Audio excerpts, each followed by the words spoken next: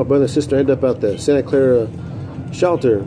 I think it's the same one that's still there off Keys, over there by Happy Hollow somewhere. I don't know, somewhere back there. But anyway, I remember you could look out the window and you could see the telephone poles, the red lights blinking, and it was a big old dormitory, and we're all there. I don't know how long we're there, man. You know, we're there for long enough to get some experience. You know, it was an experience I would never forget. They had us. This kind of remind me of that Toy Story, The Claw, when you're about to get chosen. They had it all. They would have talks with us and tell us what's going to happen.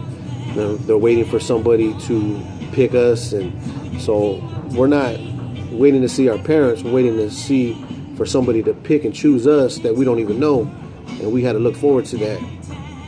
So we're brainwashing our head to look forward to that, but inside our soul we knew it wasn't right, because the day we got picked, me and my sister got picked to go to the same place because we had the same last name, and my brother went to a different place, but they picked all three of us at the same time.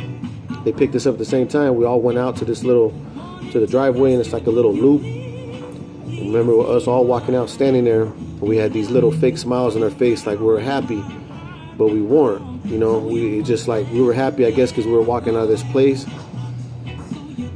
You know, but I remember then putting my brother in the car, and he was leaving first.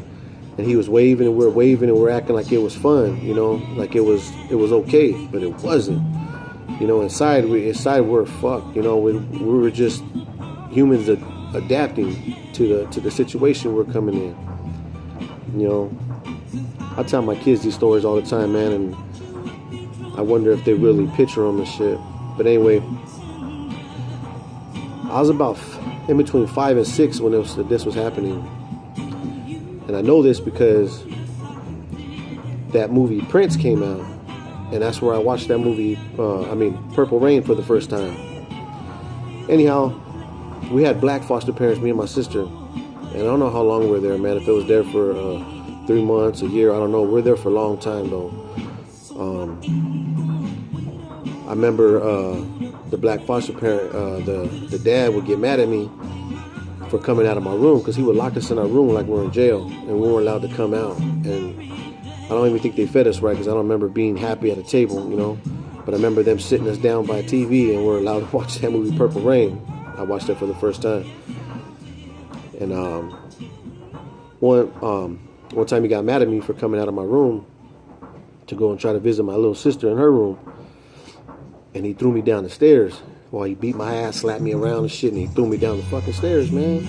This is foster parents, man. And this is another man putting his hands on me that I didn't know, you know. I felt played on that, you know. This is where I'm gonna get to the message at the end. This is where complexes come from. Don't ever let nobody put their hands on your kids, man. And this is I'll get to that anyway. They did take me on a motorcycle ride. I remember they put a helmet on me one time. We were in front of their house, and I was so timid, so scared of a timid little boy, where I kept my head in the back of the driver's back. And I remember the other kids were there laughing, like the older kids that were comfortable, like, you know, laughing at me, making fun of me and shit. I really wanted to be like, man, fuck you, this ain't shit, you know what I mean? But I was so timid, I couldn't loosen up. Couldn't loosen up around people I wasn't comfortable with. But you know, I guess I would turn this message into this is what one message would be like. You let other men or even a woman put their hands on your kids. This kid's gonna build some kind of anger inside, and some kind of complex that he will never be able to shake. This kid's gonna always have a mug on his face that he can never shake. He's never gonna take anybody antagonizing him lightly.